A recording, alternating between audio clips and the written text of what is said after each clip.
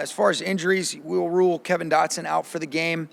Making good progress, but not going to make it for this game. And then the guys that will be listed as questionable that we'll look forward to seeing, today's a big day for them will be Jordan Whittington, Terrence Ferguson, and Josh Wallace. And they truly are questionable. So today's practice will be a good indicator of their availability for the game. Everybody else will be good to go. What have you seen in the last couple of days of practice that makes you realize they're ready? Yeah, I think we want to make sure we have a great day today, good, above the neck day tomorrow, Maria, but just the good urgency and enjoyment. I think, want guys to trust themselves, trust each other, trust their teammates, and then be able to have, the courage to be able to go for it like we've talked about. But go ahead. Is urgency something that you can teach, or is it kind of an innate feeling that everybody feels? I think it's probably a little bit more of a feeling. I think when you see it, you know what it looks like. And I think there's a difference between urgency and being tight, and so it's really more, I think it's a different way of saying let's have some good standards in terms of the way that we want to approach everything that we do, specifically on the grass, move around with intentionality, making sure that we're doing our 1/11th and coaches are communicating at a high level. But I think there can be a good balance, when there's that urgency, but also there's that enjoyment and making sure you're present, but do not want it to be anything where you're tight. This is a blessing these guys have earned to be in a position to be able to play in the playoffs. There's 18 teams that would love to be in this situation, and these guys have earned a right to be able to be there. This is an opponent that we're familiar with from playing them recently. They did a great job of being able to get a win against us, and so as a competitor, our guys are excited. When you look at that tape, I know there's got to be a lot of things from that game Sure. that you're just like, that cannot happen again. Is the run game that they were able to produce with Hubbard and Dowdle the start of that? Oh, they did a great job with that. I think they were able to maintain possession. They were able to be in manageable third downs. They obviously had some key and critical fourth down conversions that, led to touchdowns, and they scored touchdowns on those. And then on the flip side, too many turnovers for us. And so, the things that are the most important that are reflective is being able to, get off the grass defensively. They were able to maintain and get some big conversions, and they did a great job. Like I talked to you guys about after that game, they made the plays to be able to win the game, and we came up short. And we had our chances, but there's a lot of learning ops, and there's a lot of learning ops even when we've gotten the results that we won and those 12 of those wins that we did have. But this was one that it was a good, humbling day. You don't take away anything. They earned that win, but we do have a very clear understanding of what's going to be required for us to be at our best, to do the things that are necessary first and foremost, starting with ourselves, and then geared towards the opponent and the schemes. And our players have a lot of respect for these guys. And, we'll be ready to go, but we know what a great challenge it'll be. When it comes to improving that run defense, not just from that game, but Falcons and Seahawks games, how does getting a guy like Quentin Lake back? I think it's big, Nate, just because he's so versatile and he's so physical. He's really just so productive in general, but his communication, his command, similar to some of the things we've talked about with Landman or Kobe Turner, there's a reason why he's been voted a captain for our group.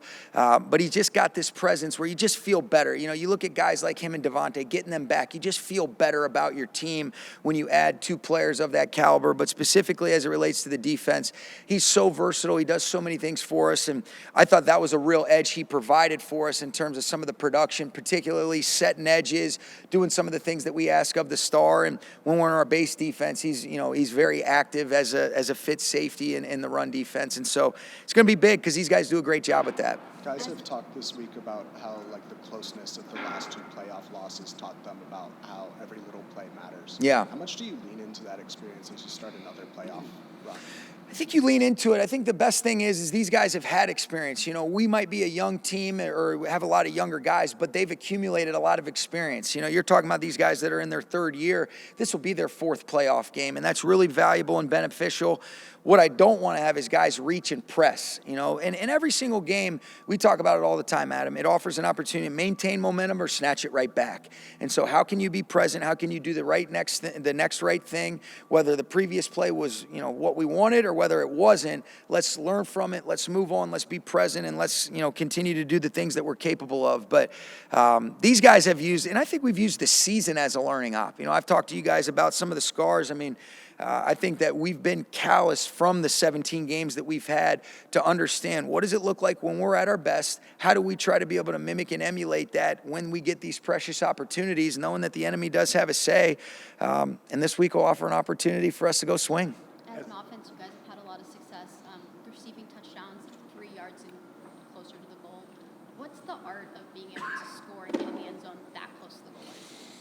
Well, I think in a lot of instances, I think we could talk about specific plays. A lot of those have come from an excellent rapport and a guy that is, when you get down in those tight red areas and you're in some of the heavier groupings like we've talked about, in a lot of instances, that can elicit some one-on-one matchups. And you've got a guy that can put the ball where he wants, and then you have a guy in Davante that is, very automatic, and he's got amazing separation ability, particularly right away when there's less vertical grass, and so the margin for error is that much smaller, and so he can play above the rim. He can do a lot of different things, and they've had a lot of production. Then it was cool to see Matthew and Puka end up connecting on that. But, it's about being able to punch it in, whether we're throwing it, whether we're running it. And the good offenses that we've been a part of can do either or.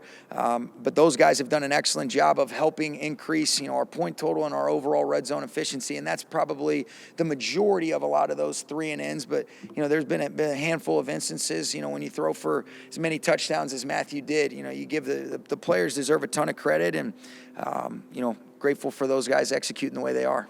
Davante was saying as he and Matthew worked through the red zone struggles early in the season, he was maybe more frustrated that he at least led on to us.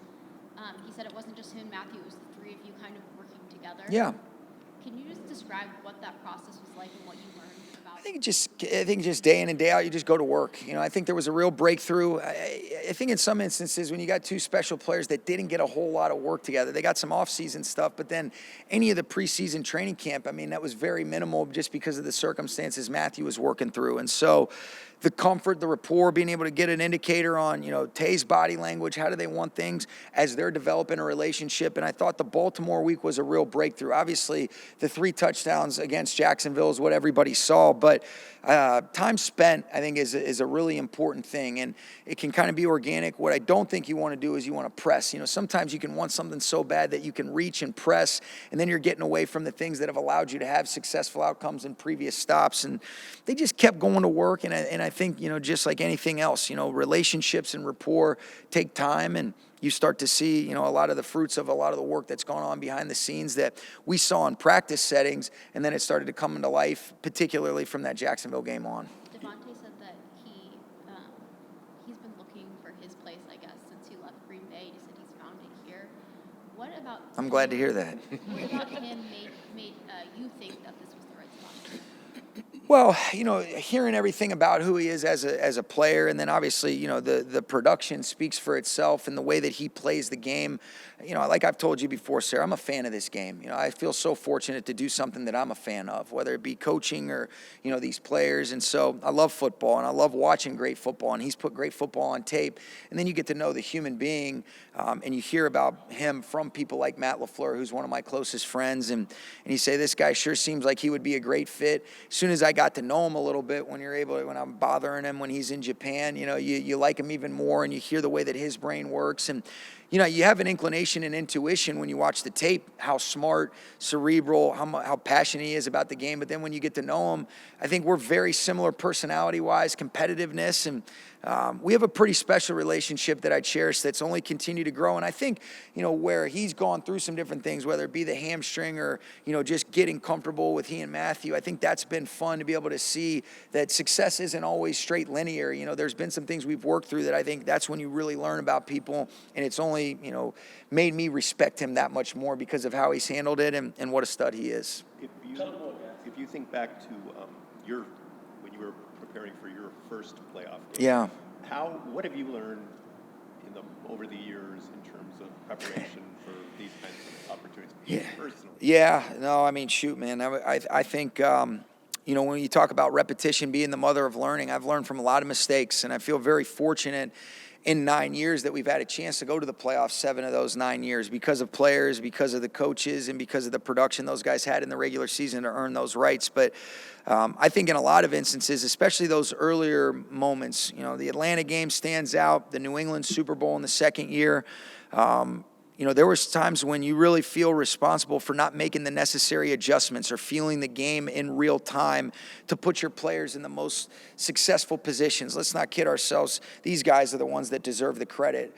But I think in both of those games, I didn't do a good job, Gary, of being able to adjust and put them in consistent spots that gives them the opportunity to be able to thrive and succeed.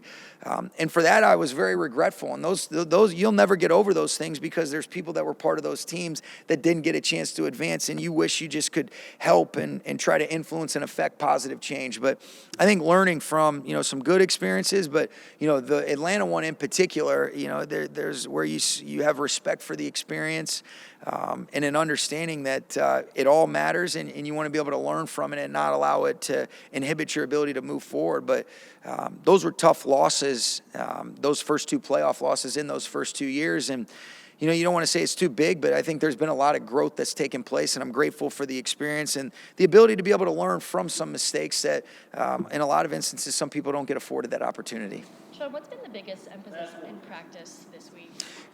Just continue to, bring our play style to life. I want to see guys play with the fundamentals, have an attacking mindset and mentality, be able to handle the situations the right way when they come up, and obviously a big emphasis on taking the ball away defensively and taking care of it offensively. That's like the statement of the day, right? But be our best. Do what we do when we're at our best, and that's the urgency, the enjoyment that you hear us talk about, and our style of play. And I think easier said than done, but if we're able to do that, I like our chances.